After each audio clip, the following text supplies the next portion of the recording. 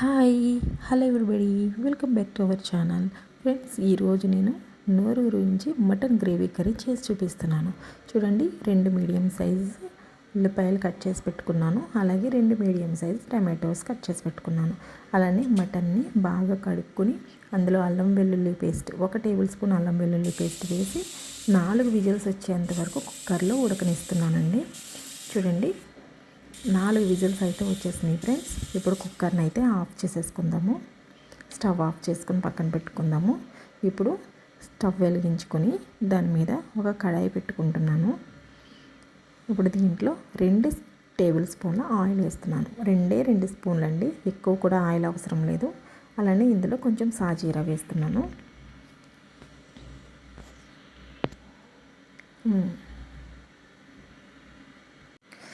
ఇలాచి, దాల్చిన చెక్క, బిర్యానీ ఆకు, లవంగ మొగ్గలు, అలానే మీకు బిర్యానీలో వేసుకునే ఐటమ్స్, మసాలా దినుసులు ఉంటాయి కదా, ఇవన్నీ అవైలబుల్ ఉన్నవన్నీ వేసుకోండి. అవి వేసుకుని మీడియం సైజులో కొంచెం 2 నిమిషాలు బాగా వేపాలి. ఇది బాగా వేగిన తర్వాత ఇప్పుడు ఇందులో అయితే ఉల్లిపాయలు వేసుకుందామండి. ఉల్లిపాయలు, టమాటోస్ నేను కడిగి పక్కన పెట్టుకున్నాను కదా. ఇప్పుడు ఇందులో ఉల్లిపాయలు, పచ్చిమిరపకాయలు వేసుకుందాం.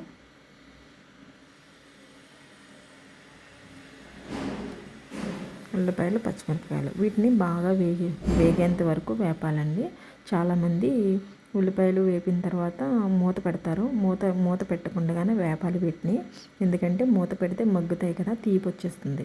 ఆ తీపి రాకుండా ఉండాలంటే ఉల్లిపాయలని ఇలానే వేగేంత వరకు ఇలా వేపాలి. అలానే నేను ఇందులో కొంచెం సాల్ట్ వేస్తున్నానండి. పింక్ సాల్ట్ వేస్తున్నాను.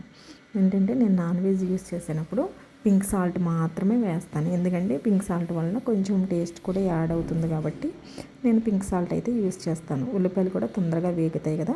చూడండి, 2 నిమిషాలు ఇలా వేపిన తర్వాత చూడండి, ఇలా లైట్ గోల్డెన్ కలర్లోకి వచ్చేస్తాయి అన్నమాట. చూడండి, ఈ విధంగా వేగినాయి కదా. ఇప్పుడు మనం టమాటోలు అయితే కట్ చేసుకున్నాం, టమాటోలు వేసుకుందాం. 2 మీడియం సైజ్ టమాటోస్ అయితే నేను వేస్తున్నాను ఇక్కడ. ఈ టమాటోస్ని బాగా 2 నిమిషాలు ఇలా తిప్పి మూత పెట్టుకుందామండి. టమాటోస్ మగ్గుతాయి. ఇప్పుడు ఉల్లిపాయలు వేగేటప్పుడు మాత్రం మూత పెట్టకూడదు. టమాటోస్కి మాత్రమే మూత పెట్టాలి. చూడండి, టమాటోస్ మూత పెట్టిన తర్వాత ఎలా మగ్గిపోయినాయో, గ్రేవీ కింద వచ్చేసింది కదా. ఇంత బాగా వస్తుంది అనమాట. దీనివల్ల మనకి తీపి అనేది కూడా యాడ్ అవ్వదు. తీపి అనేది అస్సలు రాదు.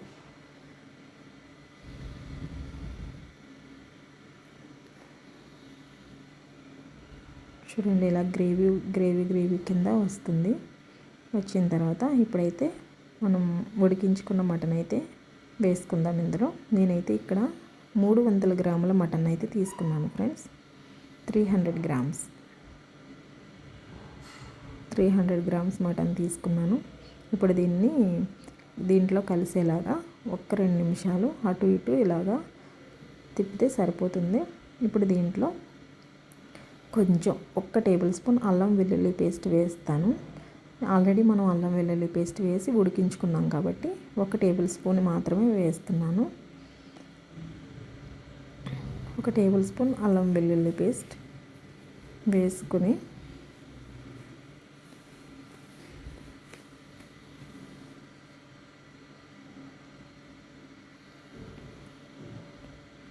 ఆల్రెడీ మటన్ ఉడికిపోయింది కాబట్టి ఇప్పుడు ఇందులో వేయాల్సిన అవసరం లేదు. వేసుకునే వాళ్ళు ఉంటే వేసుకోవచ్చు, లేదంటే ఇప్పుడు ఇందులో కూడా స్కిప్ చేసేయచ్చు.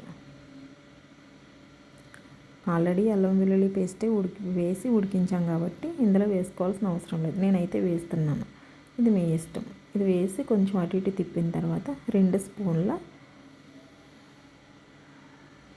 సాల్ట్, అలాగే 2 టేబుల్ స్పూన్ల కారం, 1/2 టేబుల్ స్పూన్ పసుపు, అలానే ఇందులో 1 టేబుల్ స్పూన్ జీరా పౌడరు, 1 టేబుల్ స్పూన్ ధనియాల పౌడరు, అలానే 1 టేబుల్ స్పూన్ గరం మసాలా. ఈ గరం మసాలా నేను ఇంట్లో తయారు చేసుకున్నదండి.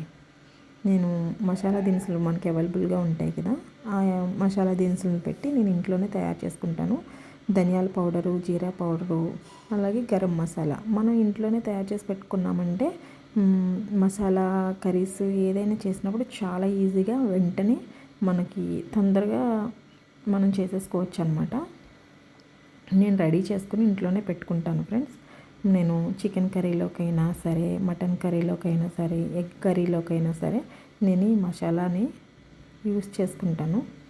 నేను బయట నుంచి తీసుకోనండి, ఇంట్లోనే తయారు చేసి పెట్టుకుంటాను కాబట్టి చాలా ఈజీగా తొందరగా అయిపోతుంది. ఇప్పుడు ఇందులో మనం ఉడకబెట్టిన మటన్ వాటర్ ఉంది కదండి, ఆ మటన్ వాటర్ని యాడ్ చేస్తున్నాను. వేరే వాటర్ని అయితే వేయట్లేదు. కుక్కర్లో మటన్ ఉడకబెట్టాం కదా, మటన్ ఉడకబెట్టిన తర్వాత కొంచెం వాటర్ ఉంటుంది, ఆ వాటర్ని ఇందులో వేసేస్తున్నాను. ఇంకా వేరే వాటర్ అయితే నేను యాడ్ చేయను. చూడండి, ఇలా కలుపుకున్న తర్వాత మూత పెట్టుకొని ఒక 10 నిమిషాలు అయితే ఉడకనిద్దాం. ఓకే ఫ్రెండ్స్, 10 నిమిషాల తర్వాత ఇలా అవుతుంది. చూడండి, నేనైతే ఇందులో కొంచెం కసూరి మేతి వేస్తున్నాను. చాలామంది కసూరి మేతి చికెన్లో మాత్రమే వేస్తారు. నేనైతే ఎగ్ కర్రీలోని వేస్తాను, మటన్ కర్రీలో కూడా వేస్తాను. కసూరి మేతి అనేది పూర్తి ఆప్షనల్ అండి. మీ దగ్గర ఉంటే వేయండి, లేదంటే లేదు. కానీ కసూరి మేతి వేస్తే చాలా టేస్ట్గా ఉంటుంది. నేనైతే నాన్ వెజ్ కర్రీలో కసూరి మేతి కంపల్సరీ యూజ్ చేస్తాను, ఒక చేపల కూరలో తప్ప. చూడండి, ఇలా వేసుకొని ఒక్క నిమిషం మగ్గనిచ్చి ఇప్పుడు మూత తీసి చూస్తే చూడండి, నోరూరించే మటన్ గ్రేవీ కర్రీ చాలా బాగుంది కదా ఫ్రెండ్స్. నాకైతే నోరు ఊరిపోతుంది, ఎంత మంచి స్మెల్ వస్తుందో. ఇప్పుడు ఇందులో మనం కొంచెం కట్ చేసి పెట్టుకున్న కొత్తిమీరను కూడా యాడ్ చేస్తే అబ్బబ్బబ్బబ్బా, నోట్లో నీళ్ళు వచ్చేస్తున్నాయి నాకు ఇప్పుడే. ఓకే ఫ్రెండ్స్, నేను చేసిన ఈ విధంగా మీకైతే చేసి చూపిస్తున్నాను. చూడండి, చాలా టేస్ట్గా ఉంది. మీరు కూడా ఒకసారి ట్రై చేయండి. ఇప్పుడు దీని మీద మూత పెట్టుకొని స్టవ్ ఆఫ్ చేసుకోవడమే. నా వీడియో నచ్చితే లైక్ చేయండి, షేర్ చేయండి, తప్పకుండా సబ్స్క్రైబ్ చేసుకోండి. బాయ్.